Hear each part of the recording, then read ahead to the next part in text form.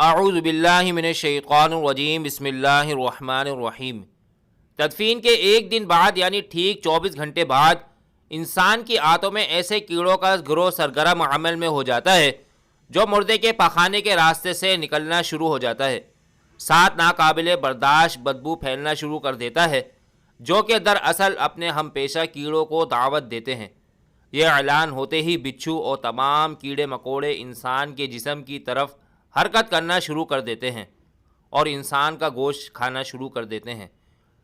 تدفین کے 3 دن کے بعد سب سے پہلے ناک کی حالت تبدیل ہونا شروع ہو جاتی ہے، 6 دن بعد ناخن گرنا شروع ہو جاتے ہیں، 9 دن بعد بال گرنا شروع ہو جاتے ہیں، انسان کے جسم پر کوئی بال نہیں رہتا اور پیٹ پھولنا شروع ہو جاتا ہے، 17 دن بعد پیٹ پھٹ جاتا ہے اور دیگر اجزاء باہر آنا شروع ہو جاتے ہیں، 60 دن بعد مردے کے جسم سے سارا گوشت ختم ہو جاتا ہے، انسان کے جسم پر بوٹی کا ایک ٹکڑا باقی نہیں رہتا، 90 دن بعد تمام ہڈیاں ایک دوسرے سے جدا ہونا شروع ہو جاتی ہیں، 1 سال بعد ہڈیاں بوسیدہ ہو جاتی ہیں اور بالآخر جس انسان کو دفنایا گیا تھا اس کا وجود ختم ہو جاتا ہے۔ تو میرے دوستو، غرور، تکبر، حسد، لالچ، گھمنڈ، دشمنی، حسد، بغض، جلن، عزت، وقار، نام، عہدہ، بادشاہی، یہ سب کہاں جاتا ہے؟ سب کچھ خاک میں مل جاتا ہے۔ انسان کی حیثیت کیا ہے؟ مٹی سے بنا ہے، مٹی میں دفن ہو کر مٹی ہو جاتا ہے۔ 5 یا 6 فٹ کا انسان قبر میں جا کر بے نام و نشان ہو جاتا ہے۔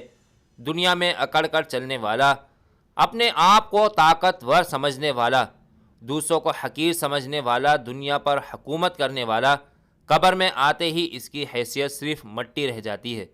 لہذا انسان کو اپنی ابدی اور ہمیشہ زندگی کو خوبصورت اور پرسکون بنانے کے لیے ہل ہمہ فکر کرنی چاہیے، اللہ کو یاد کرنا چاہیے، ہر نیک عمل اور عبادت میں اخلاص پیدا کرنا چاہیے اور خاتمہ بالخیر کی دعا کرنی چاہیے۔ اللہ تعالی مجھے اور آپ سب کو عمل کی توفیق عطا فرمائے اور ہمارا خاتمہ ایمان پر کرے اور کلمہ نصیب کرے، آمین۔